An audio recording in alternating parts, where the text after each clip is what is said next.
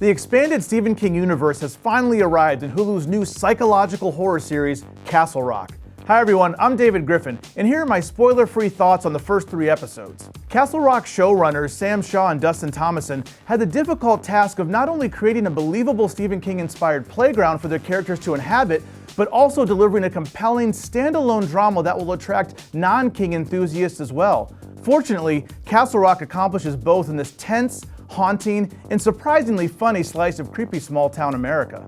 For die-hard King fans, there are plenty of Easter eggs to feast your eyes on. The opening credits alone are filled with the images of torn and tattered pages from some of King's classic novels like The Shining and Misery. Even the town of Castle Rock is substantial in the Kingverse, having been used as the backdrop for Cujo, Dr. Sleep, and The Dead Zone. But what does all of this have to do with the story? Castle Rock centers on Henry Deaver, skillfully played by Andre Holland. Deaver, a defense attorney whose sole purpose is getting inmates off death row, left Castle Rock as a boy after his adopted father was killed under questionable circumstances.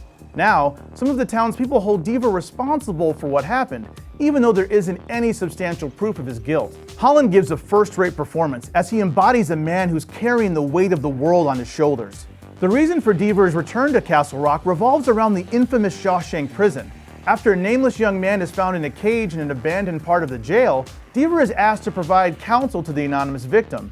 Bill Skarsgård, who portrayed Pennywise in the recent adaptation of It, does a solid job here of playing the sinister-looking prisoner. Skarsgård doesn't have much to do yet, except mumble a few words and stare menacingly, but he does it well. There seems to be a supernatural aura around him, but it's too early to tell how significant he will be to the overall story. Like any good Stephen King novel, Castle Rock is another small Maine town with a seedy underbelly, and unraveling that dark side, at least in the first 3 episodes, is part of the fun.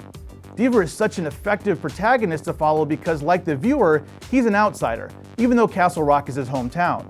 Through Deaver's eyes, we gain insight into the many tensions bubbling beneath the surface of the town and all of the colorful supporting characters that inhabit it, played by top-notch veteran talent like Scott Glenn, Sissy Spacek, and Terry O'Quinn.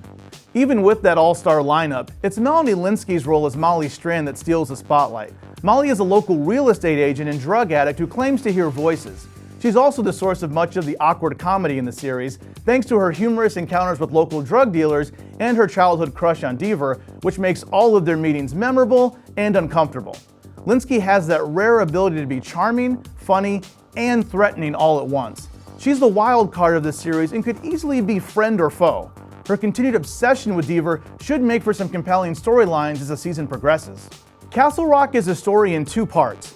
On one hand, the series exists in an expanded Stephen King universe that fans can easily be enraptured by. And on the other hand, it's a fascinating character study that explores themes of redemption, loss, and being haunted by the demons of your past. In that sense, Castle Rock is about as classic a story as you can get that also happens to be set in the same world as Shawshank Redemption and Cujo. Basically, all of the Stephen King stuff is just the icing on what is already a delicious cake.